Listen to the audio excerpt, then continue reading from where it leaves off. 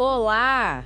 Que bom ter vocês conosco. Nós somos uma IA desenvolvida pelo site .geek. Curadoria de conteúdo humana por Gordo Geek. Eu sou o Eduardo. E eu sou a Jéssica. Bem-vindos à nossa análise de hoje. Vamos começar a nossa análise de hoje voltando para 1984. Imagina a cena. Um quarto de dormitório, número 2713, lá na Universidade do Texas. Ah, sim. Peças de computador para todo lado. Exato. E um garoto de 19 anos, Michael Dell, com só $1.000 no bolso, mas uma ideia revolucionária. Uma ideia que ia desafiar gigantes, né? Tipo a IBM. Ele queria vender computadores customizados direto para o consumidor, sem atravessador. Isso. E pensar que daquele quarto saiu a Dell Technologies de hoje. Uma potência global, né? Receita na casa de dezenas de bilhões, servidores, serviços, segurança. É outra coisa. Completamente diferente. E essa jornada, essas 4 décadas de altos e baixos, que a gente vai mergulhar hoje, usando várias fontes, vídeos, relatórios. A nossa missão aqui é entender as estratégias por trás desse sucesso, sabe? Aquele modelo de negócios que quebrou paradigmas, os momentos-chave, tipo quando eles saíram da bolsa e depois compraram a IMC. E como a Dell conseguiu se reinventar tantas vezes para continuar relevante, né? Porque não foi uma linha reta. De jeito nenhum. E essa veia empreendedora do Michael Dell, ela já existia bem antes da faculdade, né? Ah, sim. As fontes mostram isso. Ele desmontava computadores Apple II só para ver como funcionavam. Tinha um tino para negócio impressionante. Vendia selos e aquela história das assinaturas do Houston Post. Ele fazia marketing direcionado, faturou uns $18.000 por ano com isso. Ainda adolescente. Exato. Ele já sacava de negócios. E ele olhou para o mercado de PCs de 1984 e viu uma brecha, né? Totalmente. Dominado pela IBM, tudo muito caro, configuração fixa. E uma cadeia de intermediários gigantesca, né? Varejistas, distribuidores, cada um botando sua margem em cima. Foi aí que ele entrou, com a PCs Limited, lá no dormitório 2713, com os $1.000 da família. A sacada foi essa, vender direto. Computador customizado, feito sob encomenda para o cliente. Build to order, como chamam. Isso eliminava os intermediários. E o preço? Caía bastante. Ele basicamente inventou a ideia de você montar seu PC online antes da internet ser o que é hoje. Anunciava em revistas de informática, né? Mirando em quem já entendia um pouco mais, o pessoal mais técnico. E esse modelo direto, como ele funcionava na prática? Era uma inovação e tanto. Primeiro, foco nesse cliente que sabia o que queria. Segundo, montagem só depois do pedido. Isso eliminava a necessidade de grandes estoques. Era o just-in-time aplicado a PCs. Menos estoque, menos custo, mais agilidade também, imagino. Exatamente. Mas no começo não foi fácil. A indústria olhava com desconfiança, sabe? E faltava grana. Como eles resolveram isso? Pedindo pagamento adiantado. O cliente pagava antes de receber o computador. Era ousado. Nossa, tinha que ter muita confiança ou um preço muito bom. Os dois, provavelmente. E deu certo. O crescimento foi absurdo. $6 milhões em vendas logo no primeiro ano. 6 milhões, vindo de um dormitório. Aí ele largou a faculdade, né? Não tinha mais volta. Não tinha. E tem uma história curiosa dessa época, que eles precisaram improvisar gabinetes de metal numa banheira para conseguir entregar um pedido no prazo. Sério? Numa banheira. Coisa de startup mesmo. Totalmente.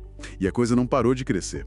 Em 1987, a empresa mudou de nome para Dell Computer Corporation. E logo depois veio o IPO, né? A abertura de capital. Isso, em 1988, levantaram os $85 milhões na bolsa, o que deu fôlego para a expansão. E aí o Michael Dell virou celebridade no mundo dos negócios, o CEO mais jovem da Fortune 500 em 1992. Com 27 anos, impressionante. E a empresa continuou expandindo a linha de produtos também.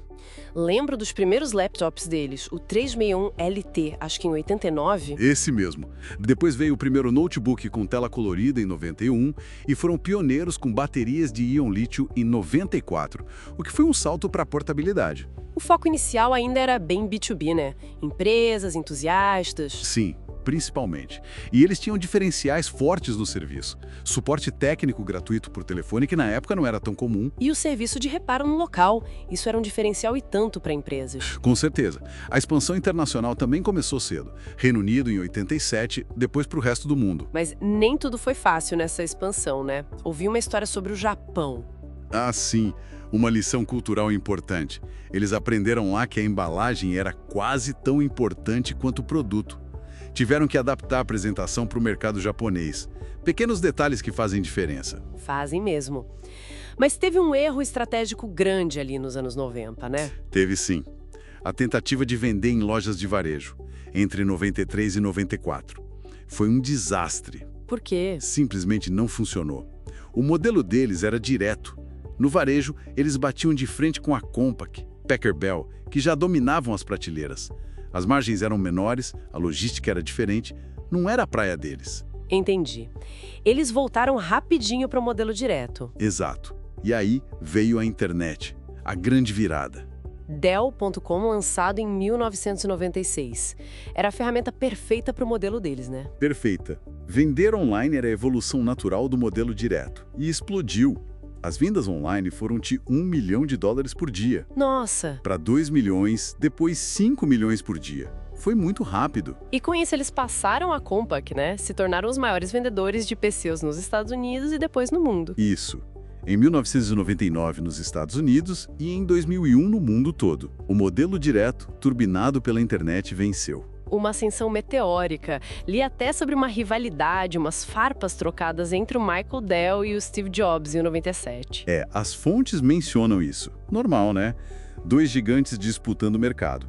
Mas o começo dos anos 2000 foi o auge da Dell como empresa de PC. Líder mundial em 2001. Aí eles tentaram diversificar um pouco, né? Lembra de ver TVs da Dell, impressoras? Sim, tentaram expandir para eletrônicos de consumo. Em 2003, mudaram o nome para Dell Inc. para refletir essa ambição maior. Mas aí as coisas começaram a complicar um pouco, né? Começaram. O Michael Dell deixou o cargo de CEO em 2004. Passou o bastão para o Kevin Rollins. E esse período foi difícil. Perderam a liderança de mercado para HP. Exato. As margens começaram a cair, surgiram muitas críticas sobre a qualidade dos produtos e principalmente sobre o atendimento ao cliente, que já tinha sido um diferencial. A concorrência asiática tipo Acer, Lenovo, ficou muito mais forte também, né? Com preços agressivos. Muito forte. E a Dell meio que patinou. Tentaram entrar no mercado de mobilidade que estava explodindo com os smartphones e tablets. Lembro do Dell Streak, aquele aparelho meio tablet, meio smartphone. Esse mesmo. Não pegou. Foi uma falha em capitalizar nessa onda mobile. E aí o Michael Dell teve que voltar, né? Teve. Voltou como CEO em 2007, com a missão clara de reinventar a empresa. De novo. E qual foi a estratégia dessa vez? A grande virada foi focar menos no consumidor final de PCs e muito mais no mercado corporativo, em soluções completas para empresas. Foi aí que começaram as aquisições importantes. Exatamente. Compraram a Alienware um pouco antes, em 2006, para fortalecer a parte de games, que tem margens melhores. Mas a grande tacada foi a Parrot Systems em 2009. Quase 4 bilhões de dólares, né? Uma empresa enorme de serviços de TI. Isso. Foi um sinal claro. A Dell queria ser muito mais que uma fabricante de caixas. Queria vender serviços, armazenamento, redes, soluções completas para o mundo empresarial. Mas o mercado de ações ainda olhava muito para os números de venda de PCs, que estavam caindo. A pressão era grande. Muita pressão. As ações não decolavam. E o Michael Dell percebeu que, para fazer a transformação profunda que ele queria, precisava de liberdade. Longe dos holofotes e da pressão trimestral de Wall Street. E aí veio a decisão mais radical de todas. Tirar a Dell da Bolsa de Valores. Fechar o capital em 2013.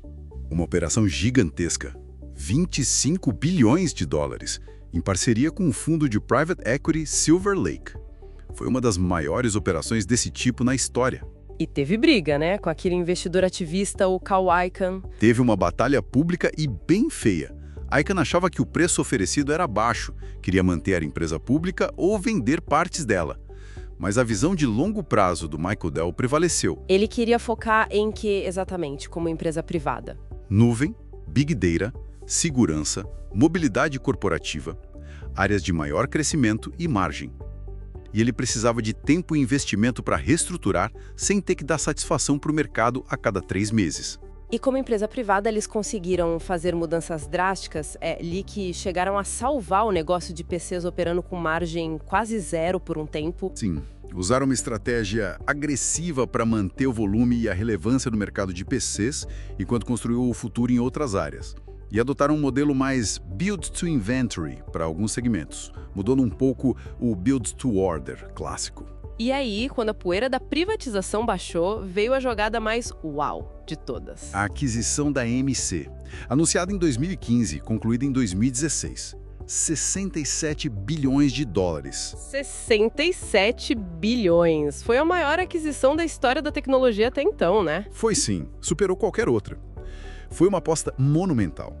Trouxe a AMC, líder em armazenamento de dados, e junto com ela a joia da coroa, a VMware. A VMware, especialista em virtualização em nuvem, extremamente valiosa. Valiosíssima. Mas o custo foi alto. A dívida da nova empresa, agora chamada Dell Technologies, chegou a uns 70 bilhões de dólares. Era um risco enorme. Mas consolidou a Dell como um gigante no mercado corporativo, né? Armazenamento, servidores, virtualização, segurança. Exatamente. A Dell Technologies passou a oferecer um portfólio muito mais completo para empresas. Foi a transformação definitiva. E essa aposta gigantesca, no final das contas, deu certo. Pelo que as fontes indicam, sim. Eles conseguiram gerenciar a dívida, integrar as empresas e aí, em 2018, voltaram para a Bolsa de Valores. Mas não foi um IPO tradicional, né? Foi uma manobra mais complexa. Foi envolvendo ações ligadas à VMware. Mas o resultado foi que a Dell Technologies voltou a ser uma empresa pública. E, recentemente, fizeram outro movimento estratégico enorme. A venda da VMware para Broadcom. Exato. O negócio fechado por cerca de 69 bilhões de dólares, que gerou um retorno gigantesco sobre o investimento original na EMC e ajudou a reduzir bastante a dívida. Mostrou que a estratégia de longo prazo funcionou. E como está a Dell Technologies hoje, em junho de 2025? Qual é o foco principal? O foco é claramente em soluções empresariais. Servidores PowerEdge, armazenamento Dell EMC, redes, segurança, serviços. Essa é a menina dos olhos. Mas os PCs ainda são importantes, né? O Client Solutions Group. Ainda são a maior fonte de receita. Mas a estratégia mudou. Eles simplificaram as linhas de produtos recentemente, né? Janeiro de 2025. Sim, a Dell Inspiron XPS Latitude Precision. Agora é Dell, Dell Pro e Dell Pro Max. Meio inspirado na Apple, talvez. Parece que sim. Uma simplificação para facilitar a escolha do cliente. E a grande aposta dentro dos PCs agora é inteligência artificial. A onda do momento, né? PCs com IA. Exato. Estão lançando PCs otimizados para IA. Criaram o Dell AI Factory, o Dell Pro AI Studio. Estão fazendo parcerias fortes com a Intel, AMD, Qualcomm, para serem líderes em PCs comerciais com IA. Interessante. E financeiramente, como eles estão? O valor de mercado está na casa dos 77 bilhões de dólares. A receita anual de 2024 foi perto de 88 bilhões. Empregam cerca de 120 mil pessoas no mundo. E no mercado de PCs, qual a posição deles? São a terceira maior fabricante global, com cerca de 16% do mercado. Nos Estados Unidos, são a número 2, com quase 22%.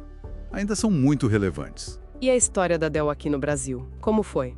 É uma parte importante. Eles chegaram em 1999 com uma fábrica em Eldorado do Sul, no Rio Grande do Sul, aplicando o modelo direto aqui também. Lembro disso. Mas depois mudaram para São Paulo, né? Sim, em 2007 fizeram uma mudança estratégica e concentraram a produção em Hortolândia, interior de São Paulo. Montaram uma fábrica super moderna lá. E essa fábrica é importante para a região? Muito. Gera mais de 1.600 empregos diretos, se tornou um polo industrial relevante e o Brasil é um mercado importante para a Dell. Acho que é o 10º maior mercado global para eles. Legal saber disso. E olhando para a análise SWOT, que uma das fontes menciona, quais seriam os pontos fortes e fracos, resumidamente? Bom, como pontos fortes, destacam a força da marca Dell, que é muito reconhecida, a capacidade de customização, que sempre foi um diferencial, e o histórico de sucesso em fusões e aquisições estratégicas, como a da MC. E as fraquezas? Apontam a dependência do mercado de hardware, que é muito comoditizado e competitivo. Às vezes críticas em relação ao investimento em pesquisa e desenvolvimento, P&D, comparado a alguns concorrentes. E em certos períodos, como vimos, questões com atendimento ao cliente. Faz sentido. É uma história e tanto, né? Pensar naquela faísca no dormitório. Exato. A disrupção total com o modelo direto. As reinvenções super ousadas, como sair da bolsa, fazer aquela mega fusão com a IMC. E agora essa guinada forte para soluções empresariais e, claro, inteligência artificial. É uma demonstração incrível de resiliência e capacidade de adaptação, né? 40 anos no topo de um mercado tão dinâmico como o de tecnologia não é para qualquer um. Sem dúvida, a capacidade de se transformar, de mudar o modelo de negócio quando necessário, talvez seja a maior marca registrada da Dell ao longo dessas 4 décadas. Verdade. E isso me deixa pensando. Considerando essa longa história da Dell em adaptar o modelo de negócios não só à tecnologia, mas o modelo em si, como essa habilidade poderia prepará-los para a próxima grande ruptura tecnológica? Aquela que talvez mude radicalmente a nossa própria definição do que é um computador.